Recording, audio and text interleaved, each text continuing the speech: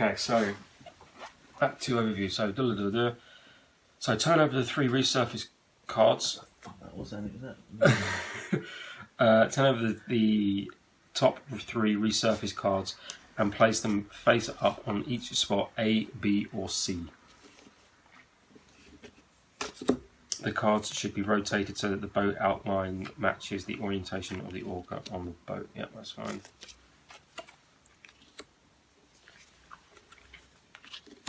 So, yeah, fine, that's cool. These are the Sharks' 3 resurface options for this round. The resurface zone, highlighted in red, is the zone where the Shark will resurface if they choose that card. Each resurface card has an evade value, number of dice symbols, and possibly a shake-off symbol. These are explained later. Place the small resurface tokens A, B, and C in the water spaces for the corresponding zone so players can more easily see all of the resurface options. Sounds a bit excessive. Mm-hmm. For the blind players. Step 2, Shark chooses. So the Shark secretly selects one of the 3 resurface cards. Okay, so are you doing video or photo? Video. Yeah, okay, so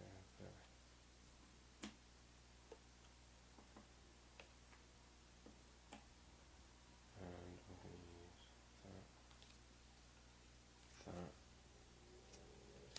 and that.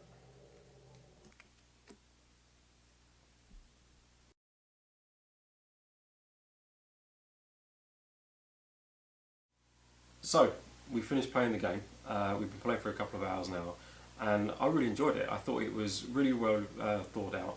The attention to detail is great on here. There's a lot of lovely little touches in here that do make it a genuine, authentic Jaws experience. A couple of interesting choices around the story. The Amity Island part, for example, that's when you use the barrels. But you don't actually get to use them on the Orca.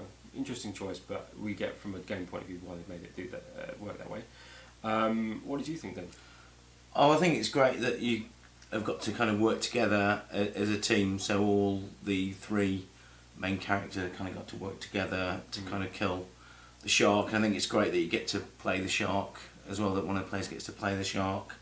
And certainly once you get into it, takes a while to kind of get to grips with it. But once you do, the excitement and things are there. And I think it's just great to see so many familiar locations on the board, and it's just great to kind of be a part of the Jaws game and kind of give it a whirl, and certainly worth, I don't know, fun. Start again. Alex. Don't worry, we'll just re-record that. I think that was what you were saying was absolutely bang on. Actually, just about just enjoying the game. I think we were just both fucking knackered. It's like it's taken us 8 hours to figure out how to play the damn game. Yeah. But apart from that, yeah, it was a great experience. And we probably don't even understand how to play it. Great job, Ravensburger. Let's try that again. So, okay, do you want to use the cardboard board, or are you not worried? I'll tell you what. No, that's fine. Yeah. So, Dean and I have now played the game. We've been playing for a couple of hours, and I really enjoyed it. I thought it was a great effort by Ravensburger. It feels like a really authentic Jaws experience. It's got some lovely touches and attention to detail. It's quite complicated in terms of the rules, but once you get your head around the fundamentals, you can have a really good time with this game. I think a couple of interesting story choices as well. The barrels aren't used in the Orca, which is part 2 of the game, which is what I thought would happen.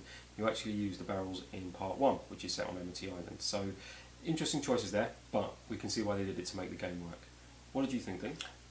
I think it's a great game. I think it's great to kind of be part of that Amity Island universe, and it's great that you get to, as part of the 3 main players, Hooper, Quentin, Brody, they've all got to work together like they do in the film to destroy the Shark. So no one person really works by themselves.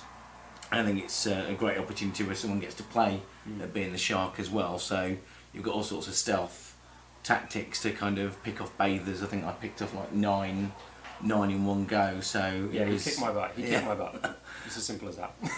And I think initially for us, I think it was fair to say that found the first part perhaps a little bit more exhilarating than the second. But I think it's just getting used to it. But it was still great to be on the Orca and out at sea, and I think it's just getting used to the gameplay and the game style of it. And it is quite immersive. Although I don't think Ross really should have slapped me like Mrs. Kittner, but we were just that into the game. It was just really good to be part of that Jaws universe. Yeah, and Dean did deserve a slap. But yeah, no, in summary, it's an absolute essential for any sort of Jaws fan or Jaws collector. And I think this game would be a lot better if you do have sort of 3 to 4 people you can play with, because you can then each play a character. Obviously, Dean and I were just giving it a run through today, but I think with a full house, I think you could have a great time. Just a couple of shout outs as well before we go. First of all, please subscribe to the YouTube channel if you've enjoyed this. We are going to be looking to review and play through and show you some more sort of really cool Jaws stuff that is coming, not just in the past but also in the future as well. Some really great stuff coming in 2019. And also shout out to our friends over at Last Exit to Nowhere. They've very kindly donated these t-shirts, especially for the video, so thank you very much for those guys. Please do give them a follow. Yeah, thank you. And we'll look forward to seeing you again on the next video.